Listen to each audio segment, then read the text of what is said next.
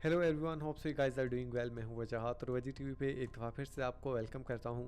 हम लोग अक्सर कुछ ऐसे केसेस के बारे में सुनते हैं जहां लोग डिसअपीयर हो जाते हैं और हमारे माइंड में जो सबसे पहली चीज़ आती है वो यही होती है कि इस केस पे इन्वेस्टिगेशन की जाए। और अक्सर उस इन्वेस्टिगेशन के बाद पता चल जाता है कि वो पर्सन कहाँ था और उसके साथ क्या हुआ। लेकिन इमेजिन कुछ केसेस ऐसे भी होते हैं जहाँ पे लोग डिसअपीयर होते हैं, लेकिन उस बहुत साल गुजर जाने के बाद हमें पता चलता है कि उन लोगों ने अपनी नई लाइफ शुरू कर दी थी और नई लाइफ वो बहुत अच्छे से गुजार रहे थे। आज मैं आप लोगों को कुछ ऐसे ही केसेस के बारे में बताऊंगा, तो मज़ीद टाइम ज़ाया किए बगैर वीडियो को शुरू करते हैं।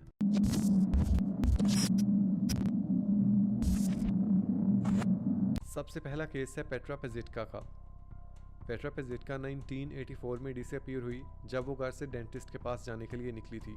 उसकी एज उस टाइम 24 ईयर्स थी और वापस आके उसके घर में उसके भाई की बर्थडे पार्टी थी, लेकिन अनफॉर्चुनेटली वो घर वापस नहीं आ पाई। इस केस को लेके काफ़ी ज़्यादा इन्वेस्टिगेशन की गई। इवन 1985 में उस टाइम के पॉपुलर क्राइम शो से भी हेल्प ली गई ताकि ज़्यादा से ज़्यादा लोगों को इस केस के बारे में पता चल सके।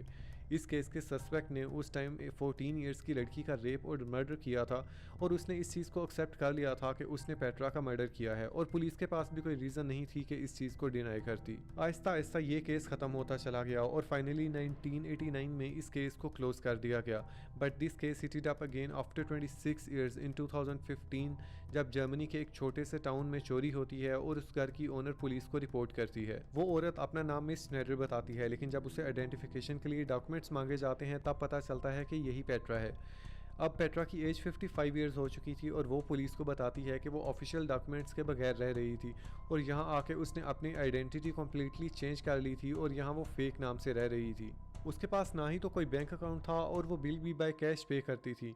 वो कोई छोटी मोटी जॉब्स करके पैसे कमा लेती थी। पुलिस का कहना था कि उसने इस चीज़ से बताने से इनकार कर दिया कि उसने अपना नाम चेंज क्यों किया और वो सडनली डिसअपीयर क्यों हो गई, लेकिन उसने सिर्फ इतना बताया था कि फैमिली इश्यूज़ की वजह से उसने ये सब नहीं किया था। उसके फादर की कुछ ही देर पहले डेथ हुई थी, लेकिन जब उसके भाई और मदर ने इसके बारे में सुना तो उनकी आंखों में आंसू आ गए कि वो इतनी देर बाद पेट्रा को मिलने जा रहे हैं। But the main disturbing thing here is she didn't want any kind of contact with her family, और उसने पुलिस को भी यही बोला था। लेकिन उसकी फैमिली ने कुछ लेटर्स पेट्रा के लिए पुलिस को दे दिए कि वो उसको डिलीवर कर दें और वो लोग यही होप करते हैं कि पेट्रा उनसे एक दिन लाजमी मिलेगी। इसके बाद केस आता है लॉरेंस जोसेफ बैरर का।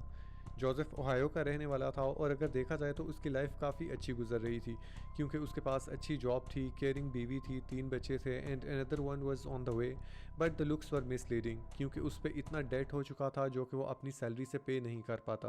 15 मई 1957 को वो समुंदर की तरफ जाता है जहां वो एक बोट लीज पे लेता है। उसे इस चीज़ के बारे में वार्न किया जाता है कि बहुत तेज़ तूफान आने वाला है, लेकिन वो किसी भी चीज़ की परवाह किए बगैर समुंदर में उतर जाता है। ऑलमोस्ट 3 घंटे गुजर जाते हैं और बीच पे एक कश्ती मिलती है जो कि बिल्कुल खाली होती है, लेकिन जोसेफ उसमें नहीं होता। कोस्ट गार्ड बताता है कि तूफान इतनी तेज़ था कि किसी का भी बचना नामुमकिन था। लेकिन वो यूएस की एक दूसरी स्टेट नबरास्का में चला गया था जहां उसे एक काफ़ी अच्छी जॉब भी मिल गई थी। 1961 में उसने एक लड़की से शादी की जिसका नाम नैन्सी जिमर था, जो कि 20 ईयर्स ओल्ड डिवोर्सी थी और एक मॉडल थी। उसकी प्रीवियस मैरिज में से एक बेटी भी थी जिसे उन्होंने अपने साथ रखा। जोसेफ अपना नेम चेंज करके फ्रिट्स रख लेता है। 1964 में उसे उसकी कंपनी की तरफ से शिकागो में स्पोर्ट्स एक्सपो में भेजा जाता है। वहाँ उसका भाई जो कि ओहायो से आया होता है, उसकी नज़र जोसेफ पे पड़ती है और उसे लगता है कि ये बिल्कुल उससे मिलता जुलता आदमी है। वो बार बार उसे देखता है और श्योर करता है और नेक्स्ट डे वो अथॉरिटीज़ के साथ शिकागो में आता है और वहाँ वो फ्रिट्स को देखते हैं और उसकी कंफर्मेशन के लिए फिंगरप्रिंट्स वगैरह लेते हैं और पता चलता है कि यही जोसेफ है। इन सब चीज़ों के बाद जोसेफ की जॉब चली जाती है। नैन्सी के साथ उसकी शादी भी ख़त्म हो जाती है। अब वो एक छोटे से बार में काम करना शुरू कर देता है, लेकिन उसकी सारी अर्निंग उसकी पहली बीवी की तरफ जाती है क्योंकि उसने कोर्ट में केस किया होता है। 1965 अगस्त में वो अपनी पहली बीवी से मिलता है, लेकिन उसका कहना था कि वो सब कुछ भूल चुका है कि उसकी इसके साथ शादी हुई है या इसके बच्चे भी हैं। 1965 में उसे लिवर कैंसर होता है और 39 की एज में उसकी डेथ हो जाती है। इस केस को लेके काफ़ी लोगों को लगता है कि जोसेफ सिर्फ एक ड्रामा कर रहा था ताकि वो डेथ से बच सके, लेकिन काफ़ी लोगों का ये भी मानना था कि उसे एमनेसिया था। अगर किसी को एमनेसिया के बारे में नहीं पता तो ये एक डिसऑर्डर है जिसमें इंसान ट्रॉमा या स्ट्रेस की वजह से अपनी मेमोरी खो बैठता है और उससे सिर्फ कुछ चीज़ें ही याद रह जाती हैं। लेकिन आप लोगों को इस केस के बारे में क्या लगता है, मुझे लाजमी कमेंट्स में बताइएगा। इसके बाद केस आता है लूला गिलेस्पी माइलर का। 1974 में अपने थर्ड बच्चे को बर्थ देने के बाद वो अपने सारे बच्चों को अपने पेरेंट्स की कस्टडी में देती है और उसके बाद अचानक से गायब हो जाती है। उसके बाद ना तो किसी ने कभी उसे देखा और ना ही किसी को पता है कि वो कहाँ गई। कुछ दिन तक उसके पेरेंट्स उसका वेट करते हैं, लेकिन उसके घर वापस ना आने पे अब वो पुलिस को मिसिंग पर्सन की रिपोर्ट फाइल कर देते हैं। इसी तरह एक साल गुजर जाता है और 1975 में उनको एक लेटर रिसीव होता है जो कि गिलिस्पी की तरफ से होता है। वो उनको बताती है कि वो ज़िंदा है। इस लेटर को पढ़ के उनको थोड़ा हौसला होता है कि एटलीस्ट वो ज़िंदा है, लेकिन ये लास्ट टाइम था कि उनको गिलिस्पी की तरफ से कोई रिस्पॉन्स आया था। और अब इसी तरह करते करते 41 ईयर्स गुजर जाते हैं। अथॉरिटीज़ की तरफ से गिलिस्पी को मिसिंग पर्सन ही कंसीडर किया जाता रहा और इस बात पे गिलिस्पी भी बिल्कुल खामोश थी और वो एक नई लाइफ शुरू कर चुकी थी जिसे वो बिल्कुल अच्छे से गुजार रही थी। क्योंकि पुलिस की नज़र में उसने कोई क्राइम नहीं किया था, वो सिर्फ अपनी फैमिली से भाग के दूर चली गई थी, लेकिन लोगों की नज़र में ये एक मिस्ट्री थी कि आखिर एक लड़की या मदर अपने बच्चों को या पेरेंट्स को छोड़ के एकदम से क्यों चली जाएगी।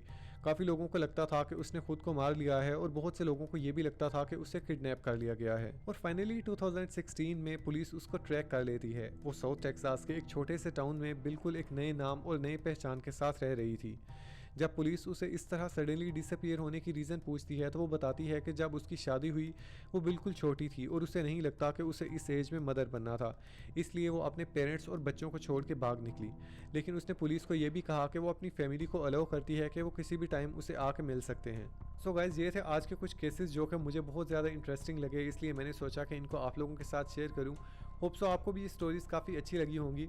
लेकिन अगर आप लोगों के पास भी कोई सजेशन है या कोई रियल स्टोरीज़ हैं तो आप मेरे से लाजमी शेयर करना। और नेक्स्ट वीडियो तक अपना बहुत सा ख्याल रखिएगा। तब तक के लिए बाय।